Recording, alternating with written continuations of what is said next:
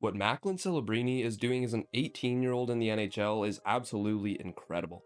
When the San Jose Sharks called his name as the first overall pick in the 2024 NHL draft, the expectations couldn't have been higher. Celebrini was seen as the franchise's new savior, and as you can expect, the hype was through the roof straight out of the gate. And now, just 14 games into his NHL career at the time of this recording, Macklin Celebrini isn't just meeting those expectations, he's absolutely blowing them out of the water. We're witnessing the career beginning of a truly special player, and one that I think will change the landscape of the NHL. His game is already incredibly polished, and every aspect that made him great seems to be carrying over from the NCAA. Today, we're going to break down why Macklin Celebrini is going to be incredibly special, how he's lighting it up offensively as a teenager, and why his two-way game is shocking everyone. Let's start by taking a look at the numbers. Through 14 games, Celebrini has put up 13 points with 8 goals and 5 assists.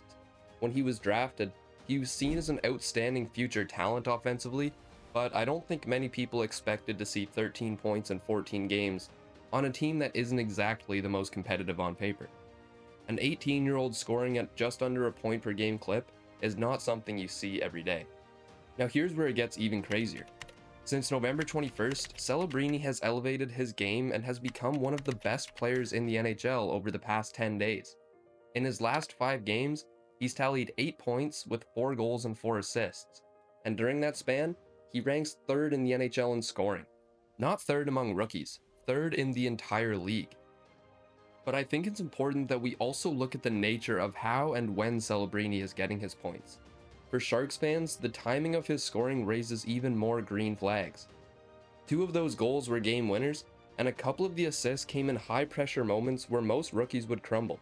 Celebrini, though, he seems to thrive in those situations.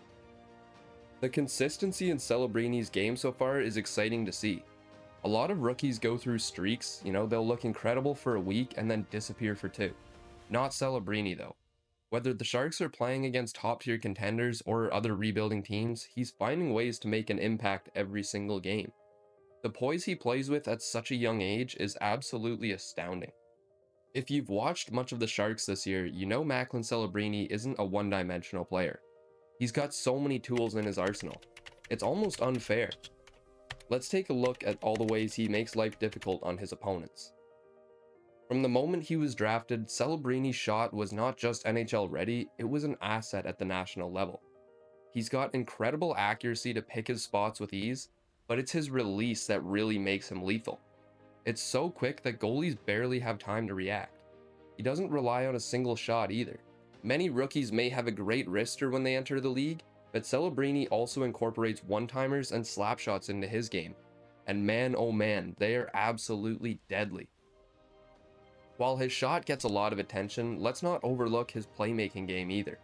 It's like his teammates have said, he's the kind of player that can excel at dishing or ripping the pill. Celebrini sees the ice like a long-time NHL veteran. He's threading cross-ice passes and finding his teammates in tight spaces, creating high-danger chances out of absolutely nothing.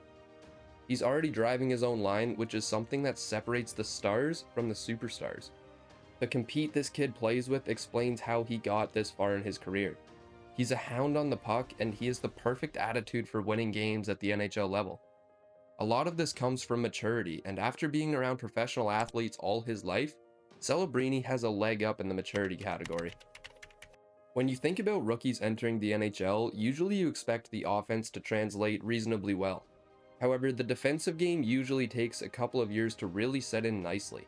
But with Macklin Celebrini, this isn't the case. In fact, he's already one of the better defensive players on the Sharks and in the league. Look at this play for example. Macklin Celebrini strips the puck off of Brandon Tanev in the neutral zone with the Sharks down 1. The Sharks then transition back up ice and Celebrini helps set up Jake Wallman, who ties it up.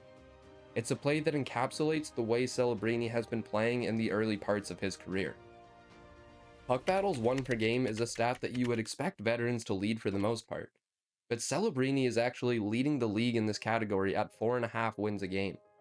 He's ahead of other players like Ryan O'Reilly, Nico Hischier, John Tavares, and Sean Couturier. Not bad at all for a kid who's only played 14 career games. And this isn't a fluke. Game after game, Celebrini is making the kinds of defensive reads that win hockey games. He's back-checking, he's breaking up passes, and he's blocking shots. Everything he does proves that he is ready to be a leader in the NHL. What really separates Celebrini from other rookies isn't just his talent, but it's also his demeanor. Watch him play. You wouldn't guess he's a rookie with less than a quarter season under his belt. Whether the Sharks are leading or trying to jaw back into a game, he's always composed, always dialed in, and he doesn't ride the highs and lows like almost every young player would. That calm mindset is rubbing off on his teammates as well. And considering how young of a team the Sharks are, that's a huge win in and of itself. Sharks veterans have already praised his professionalism and work ethic, and younger players are looking to him as a role model. He's not wearing the C yet, but let's be real, it's only a matter of time. A topic of debate that's been circling around NHL circles recently is the Macklin Celebrini vs Connor Bedard debate. The hockey world has been buzzing about Bedard for years, and for good reason. He's absolutely incredible, and the Blackhawks are in great hands as long as he is there. But the main argument being put forward is that Celebrini is younger and a more complete player right now. Bedard is a better scorer according to many, but Celebrini, he's more of a two-way center. He's shutting down top players, killing penalties, and contributing at both ends of the ice. Through fewer games, Celebrini has already matched Bedard's multi-point performances on the season. And while it would be fair to say Celebrini has been more impactful this season, let's not forget about how special Bedard is. I think he would be the first to admit he expects more of himself. This debate is only just beginning, but one thing's for sure. The NHL is lucky to have two special talents entering the league at the same time. And even more lucky than them is Canadian hockey, who likely has two key players for international tournaments moving forward. For the San Jose Sharks, Macklin Celebrini isn't just a great player, he's a beacon of hope. After years of being in the basement, the franchise finally has someone they can build around to become a Stanley Cup contender. And from what I've seen so far, I think this kid is a future Conn Smythe winner. Celebrini is changing the culture in San Jose. He's setting a new standard on the ice and helping out in the locker room. With him at the helm, the Sharks have a chance to build something truly special. In just a calendar year, they've gone from unwatchable to must-see TV, and the fans deserve it. So here's the big question: how good can Macklin Celebrini be? The answer: the sky's the limit. He's already one of the most exciting players in the league, and he's only going to get better. Could he win a Hart Trophy someday, a Selke Trophy, or lead the Sharks to their first ever cup? I mean, based on what I've seen so far, the answer might be yes to all of the above. If Alex Barkov is Bergeron 2.0, I think Macklin Celebrini could very well be Bergeron 3.0. But what do you think? Let me know in the comments below, and don't forget to like, subscribe, and stick around for more deep dives just like this one. Thanks for watching, and I'll see you in the next video.